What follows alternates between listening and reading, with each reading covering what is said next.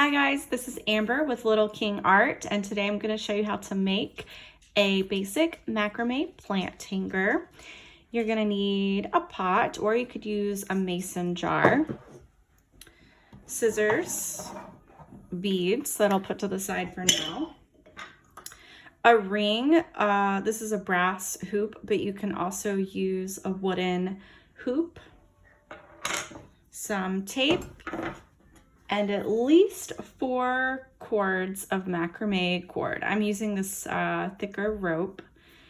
It is 4 strands, and I have them measured to 4 yards each. So you want each cord, all 4 of your cords, to be measured to at least 4 yards so you have enough length to work with. I've already pre-cut mine. Each one is 4 yards. I'm gonna take all of my cords and put them together, and so you don't have to watch me do that. I'm gonna stop for a second and then you'll see me have it all together. I've got all 4 of my cords lined up together, and now I'm going to fold them in half. I'm gonna try to line them up as best as I can, but it's okay if they don't line up perfectly. We'll trim them later. So I folded it in half. Take my ring, put this loop through the hoop, then I go through this loop, grab all of the tail, and that is your lark's head knot. Sometimes I like to pull each and every individual strand just to make sure it's nice and tight. And now we are ready to do our macrame. So I'm gonna take the tape. Green or blue tape is perfectly fine. I find that these two are the best. Now, when I'm working on my plant hangers on my own at home, I use S-hooks and I hang it on a clothing rack.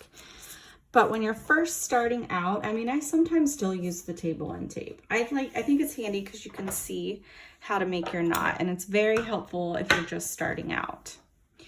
So now we're going to divide it in half, and we're going to use a square knot. Now let me show you, there's a few ways to do your square knot. For your square knot, you have your A, B, C, and D cord. You take your A cord, make a number 4. It goes over, over, under. Then I leave A alone. Take your D cord. And the D cord is going to go under all the things and then bring it back over. I will have a separate tutorial on how to do a square knot, but I thought I'd kind of give you a little introductory or review. Now you're going to take your D cord and go over the B and C and under the A. So if you think I'm moving fast, I'm moving a little fast, but again, I have a separate video that walks you even more through the square knot. The D cord goes over the B and C and under the A, and then I take I want to make sure I said the D goes over the B and C and under the A. For some reason I thought I said B. And now the A goes under all the things and bring it back over. And I will not be editing out any mistakes. So you get what you get, right? Keeping it real. So here is a basic square knot. You could just do that knot over and over and over. You could also play around with it and have some space between it. It's the same knot, I just added some space, so that's always fun. Another thing you can do is just do the first half of the square knot over and over and over. And that's when you make your number 4. You go over, over, under, and then the D cord goes under, under, under, and then bring it over. So now I'm gonna speed it up, and you do that over and over and over, the exact same motion. And after 3 to 4 times, well, probably 4 to 5 times, it'll start to want to rotate a little bit. Actually want to try one more time. Notice how it wants to turn. If your intuition or instinct is to turn it, you would be correct. Your A and D cord trade places. Your B and C cords stay in the middle. They just lay there. And you keep doing the same hand motion, making that number 4 over the B and C, under the D. D goes under all the things, and then you bring it back over. So what I'm gonna do is create this twisty knot all the way down, and then I'll show you what to do with this other side. I've done this side just a little bit, and I'm gonna go ahead and start on this side doing the exact same knot. Now, of course, you could be creative and do something else on this other side. I think as long as everything lines up in the end. Typically, you do the same thing on each side. So I'm gonna finish this twisty knot, and then I'm gonna show you how we can add a bead. I've got my twisties on both sides. Now I'm gonna take my beads. These beads, they have really large holes. So I could probably fit all 4 of my cords in here. Sometimes if you have thicker cord, you can usually only fit maybe 1 strand if it's really thick, or maybe 2 strands. If you can get 2 strands, I recommend putting them on the B and C cords. But since we should be able to get them all through, now some cords, it's really hard to thread them through the hole. So you can take tape and wrap it around the ends of your cord like a needle. I'm gonna wing it here and see if I can do without that. Perfect. I don't always get that lucky. So I'm gonna put my bead here. All right. I've got both of my beads on. A couple things you could do. You could continue doing what you did up here, down here. You could do a big overhand knot. You could even braid these guys. Super easy. And I'm gonna do overhand knots. That's when you just take it all, you wrap it around, bring the tail in through that hole.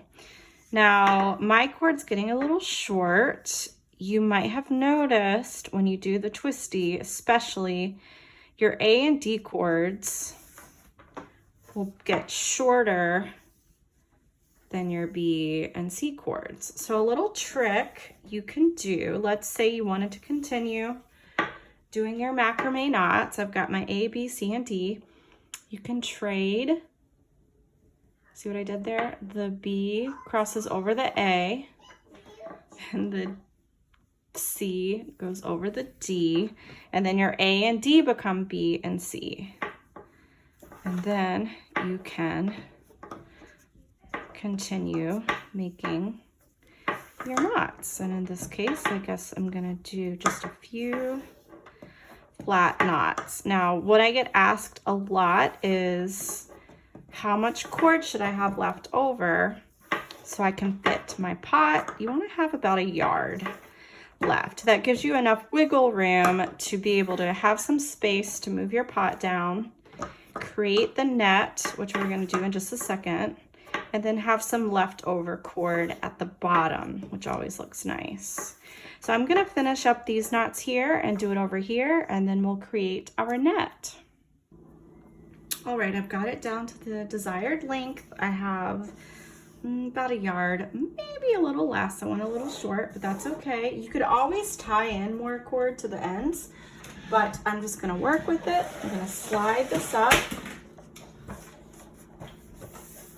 so you can see how to create your net. Typically, I wouldn't put it up that high. Since my cord's a little short, I'm probably gonna go about right here. So I find the top. You're gonna take your B and C cord and tie it in an overhand knot. Take your other B and C cord, tie it in an overhand knot.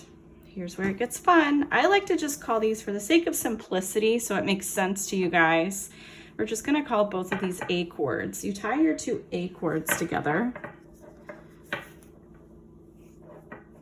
And then notice how they're all the same length, or yeah, roughly at the same place. Now you tie your two D cords together. Pretty much in the same spot. Now, I like to make sure we have a nice opening here because our pot's gonna go in there.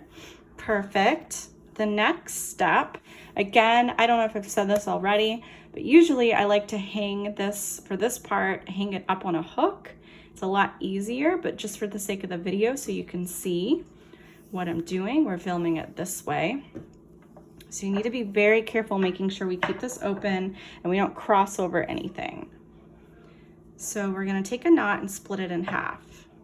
You take it to its neighbor, immediate neighbor, which should be this one. Split that knot in half and go about 1 inch or 2 down and tie it in a knot. Go ahead and take this other one and go to its other neighbor, which looks like it'll be this one. Tie them together in a knot. So now I'm gonna take this one, carefully make sure I'm getting its neighbor. Tie these together. I'm gonna go all the way around in a circle, getting them roughly in the same spot. Finally, I should just have these two left. Tie them together. And just to make sure I did it right, I wanna feel for it's all open, so there's nothing crisscrossed in there. Perfect. Finally, since I have a small pot, I can go ahead and tie one big knot here. If you had a bigger pot, you might have to do another row where you'd split your next one in half and tie that in half to the next neighbor, and so on. The bigger the pot, the more rows of knots, and the further apart your knots need to be. The smaller the pot, the smaller your knots can be, well, closer together, and the least amount of rows you have to do. So I'm going to do one big overhand knot, take all of it. My cord's a little short, but that's totally fine. Sometimes I like to do this knot a little loosely, but I think it's going to be fine. Take your pot and enter it into the net. Think of it as like a little hammock for your pot. Again, usually if you hold it up, this works better. But yeah, it fits really nicely. So I will take a picture of you guys of what it looks like hanging up. You can trim these, or some people like that boho look where it's uneven.